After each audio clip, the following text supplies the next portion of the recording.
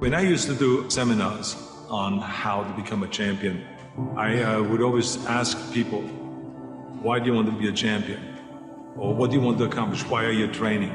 And they will, if a guy would get up and he would say, well, I want to train because I think that if I get muscular and, I feel like I'm getting the kind of definition, then I maybe can enter a bodybuilding competition. I said, sit down. I said, if you think this way, you're going to be a loser. You're never going to make it because there's no maybe. You got to get up and say, I want to be a champion. And I do whatever it takes. The amount of hours it takes, the posing, the this, the that, the visualization, looking at training footage, looking at motivational books, just reading this, whatever it takes, I would do. That's the answer I want to hear from you. You can detect right away those that are going to be shaky and that will fall behind and they will not go all the way, and those that are very hungry. And that hunger you have to develop because you have to create a goal for yourself, whatever that may be, a short-term goal and a long-term goal. And you got to go after that. And if you do not see it, and if you do not believe it, who else will?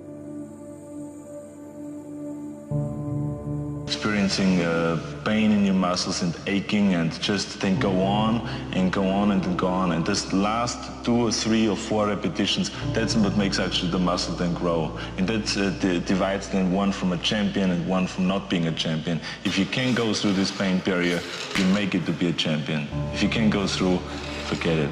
And that's where most people lack, is on this having the guts to go in and just say, I go through and I don't care what happens. It aches, and if I fall down, I have no fear of fainting in a gym, because I know it could happen. I threw up many times while I was working out, but it doesn't matter, because it's all worth it. Everyone has a problem with time, but the day has 24 hours, and we sleep 6. Now, I know there's some out there that say, whoa, I need 8. Well, I say just sleep a little faster. Because the bottom line is we have 6 hours of sleep, 24 hours are available, so you have 18 hours now available to your work, your family, your hobbies, and also to learn something new or to do something new, which could easily be that you want to learn a new language, or that you want to read as a New Year's resolution, I have to read a book every week, or you say, I'm going to go and reshape my body. So you're going to go and take this hour out of your schedule and say, I'm going to train an hour every day. So this is, for most people, a huge challenge, but it is totally doable, I can tell them, because the kind of things that I did when I came to this country, I went to school, I was working in construction, I was working out my 5 hours a day. I was taking acting classes from 8 o'clock at night to 12 midnight. I was doing all of those things. I wanted to make sure that out of the 24 hours of the day, that I don't waste one single hour. Those hours were too precious. And so there I just want to tell people, don't give me this thing, I have a difficult time with the time and I don't have time for this and I don't have that. You have time, you make the time. I had this need of coming to America. When I started learning about America at the age of 10, and we got geography lessons and learned about America and saw the first photographs. I remember, and there's photos in the textbook, but also in Super 8mm film footage that they showed in the classroom, about the Golden Gate Bridge and the Empire State Building and the 6-lane highways and all this. I said, what am I doing here in Austria with these little roads? I want to go over there and I want to be part of the big deal. And so I had always this desire that felt like that the only way I ever would get to America, because in those days it wasn't common that you buy yourself a ticket, that no one could afford that. So I had to kind of accomplish something big that takes me to America. And then when I read about this guy, Reg Park, who won Mr. Universe 3 times and then became a star in Hercules movies, and then was in Italy filming, and then in Hollywood filming, I felt that could be the ticket. I should become Mr. Universe, I should become kind of a second Reg Park. Of course, no one really bought into that. My parents thought I was totally insane. But they just, I think that my parents really thought that there was something terribly wrong of being that driven.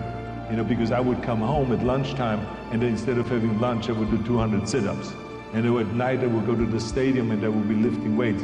I would come home at 10 o'clock at night and I would be continually lifting weights. So it was like one of this insanity in the military. I would continue lifting weights no matter how the training was and how tough the basic training was. I would always then lift weights afterwards. I think it's the most important thing that we have a very clear vision of where we go, a goal, where do we go? Because you can have the best ship in the world, you can have the best cruise liner, but if the captain does not know where to go, that ship will drift around the world and out there at sea and will never end up anywhere. And this is exactly the way it is in real life. If you don't have a goal, if you don't have a vision, you just drift around and you're not going to be happy. This is why it is so important to have that vision. Now, I created that vision in Austria because I grew up after the Second World War. Austria, right along with Germany, lost the Second World War. And the problem was that everyone was so depressed because they lost the war that there was alcoholism everywhere. There was, of course, depression. There was a terrible economic situation. There was famine. There was starvation and all of those things. And also it was kind of a little place and narrow. I felt kind of, I wanted to get out of there. I wanted to escape. And I couldn't see myself really to work there and to stay there, to work in a factory, or to work on a farm, or to even to follow my father's footsteps and to become a police officer. I couldn't see that either. As a matter of fact, that's what my parents wanted me to do. But that's not what I saw. This was the vision of my parents, but not mine.